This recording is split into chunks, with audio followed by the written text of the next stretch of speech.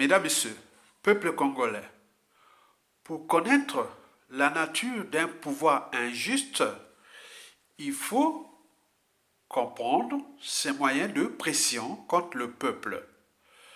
Le couvre-feu instauré dans ce pays depuis 7 mois déjà n'a rien à voir avec la pandémie Covid-19, d'autant plus que le dictateur Denis Sassou Nguesso n'a cessé de briser des millions de vies dans ce pays.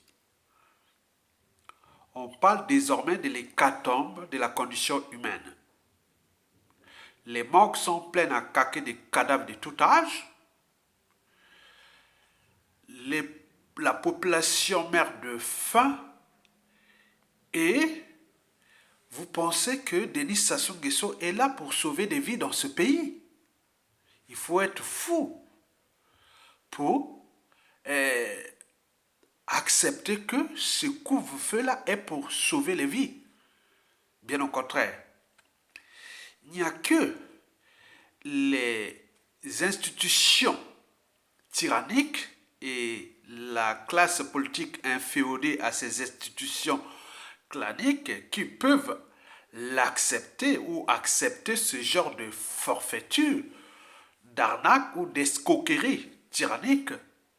Mesdames, Messieurs, peuple congolais, pourquoi Denis Sassou Nguesso a-t-il instauré depuis mars dernier, depuis le mois de mars dernier, un couvre-feu permanent? C'est pour 3 raisons.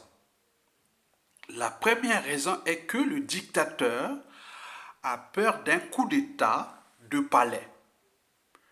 2, il a peur d'un coup d'État militaire salutaire. 3, il a peur du soulèvement populaire.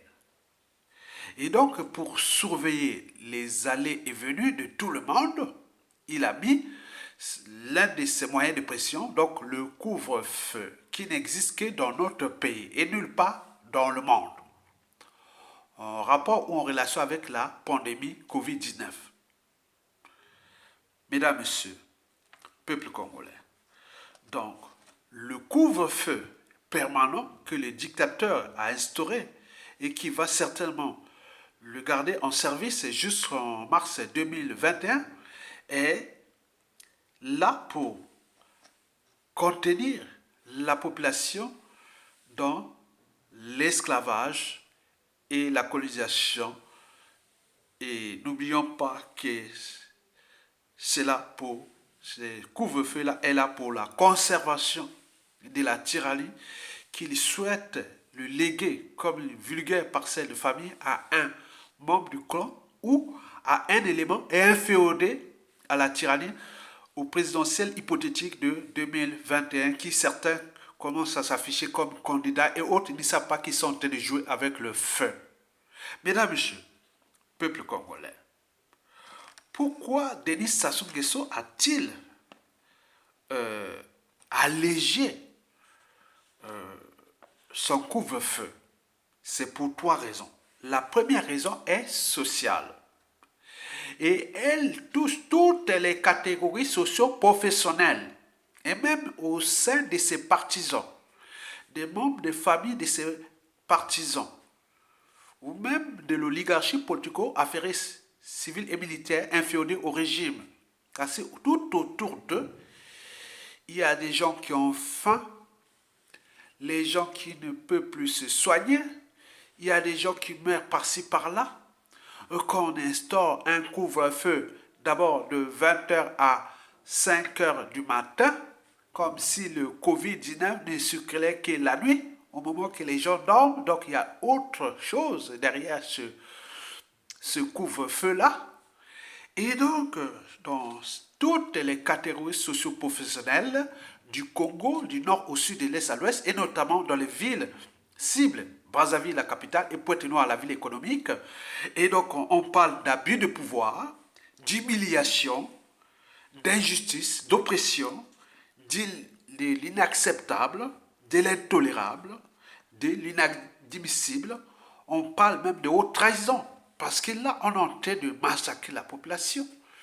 Une population qui est à 80% dans la merde et qu'il faut se battre pour aller chercher de l'eau, se soigner et manger et tout compagnie. Donc, il a maintenu cette population africaine, congolaise, dès 20 heures qu'il fallait rester chez soi et que vous avez vu toutes les interventions qui se sont passées et donc on s'est dit qu'il y a quelque chose. Cela veut dire que ce couvre-feu-là a une simple signification, c'est-à-dire la survie du tyran, la conservation de la tyrannie dépasse la condition humaine du Congo. Donc cela veut dire que Sassou Nguesso et son régime et sa survie, sa tyrannie est au-dessus de l'existence même de ce peuple et même de ce pays. Et pour combien de temps encore? Nous allons encore tolérer ça. Mesdames, Messieurs. Donc, Denis Sassou Nguesso a vu là qu'il est en train de mettre le combustible et il est en train de nourrir l'énergie nécessaire à sa chute. Ce qu'on appelle l'énergie potentielle qui peut se transformer en énergie cinétique. Et donc, pour dissiper une partie de cette énergie, donc il a allégé de 3 heures. Au lieu de 20 heures à 5 heures du matin, il a mis maintenant de 23 heures à 5 heures du matin. Donc, il a dissipé une partie d'énergie potentielle de 3 heures. Et la suite, c'est l'avenir qui nous en dira plus. Mais, en mon âme et conscience, de mon point de vue, en tenant compte de tous les indicateurs macroéconomiques, sociopolitiques, socioculturels, humanitaires dans ce pays, je pense que Sassou Nguesso est en position de faiblesse. C'est pourquoi il a cédé il y a ces 3 heures-là. C'est un processus. Mesdames, Messieurs, la deuxième raison est en rapport avec les réseaux sociaux. Vous avez vu l'ancien 2G du CIASTU, Sylvain Villard, qui est un Canadien, il a dit que bon, là-bas, c'est comme quelque chose qui est instrumentalisé pour tuer le maximum de Congolais, pour les besoins de trafic d'organes humains. Mais avec la Covid-19, ils n'ont pas plus les moyens de couler les stocks d'organes humains qu'ils cumulaient, qui tuaient les Congolais. Et donc là, il y a du stock. Donc on a enterré 570 corps, quelque part là on va vite, puisque c'était la matière qui était là, quelque part, dans des frigos, pour, quelque part, alimenter ce trafic d'organes. Mais avec la Covid-19 et le blocage de toute l'économie mondiale, et autres, donc il n'y a plus de débouchés. Il reste que la consommation locale, c'est-à-dire le cannibalisme qu'ils font dans ces régimes. Donc, ça n'a plus de marché. Donc, sur ce plan, Sylvain Villard, qui a déménagé, est parti. Il me semble que le dictateur Denis Sassou Nguesso vient de nommer un autre DG du CIASTU qui, dans les années de Mobutu, fut son cousinier quelque part, paraît-on, à Nice, et qui a été nommé là comme DG du CIASTU, d'autant plus que le contrat était qu'il fallait rester qu'avec les Canadiens, comme au Congo, il n'y a pas de gestionnaire, il n'y a rien du tout. Donc vous avez tout compris, cette mafia-là, quand on rentre dans la mafia, il n'y a pas de sortie. Vous trouvez tout dans la mafia sauf la sortie. Donc les réseaux sociaux ont monté aux yeux de la communauté nationale, africaine et planétaire l'image liberticide, antidémocratique, antisocial et criminogène de ce dictateur qui est au bout du rouleau et au bord du gouffre. Donc les réseaux sociaux ont fait un bon travail, d'autant plus que la vidéo de Diaf Lekweta qui fout ça, j'ai dit bravo mon petit, on s'était perdu de vue parce qu'on était parti dans la dynamique de 2013 ensemble jusqu'à peu près 2016, mais on s'est perdu de vue parce que tu étais un peu derrière, mais si tu reviens sur le droit chemin, bon, tant mieux, mais il faut aller jusqu'au bout. Donc, moi, j'ai vu l'interview de Kifusa, qui a bien parlé de ce qui se passe là-bas, la réalité que nous on connaissait.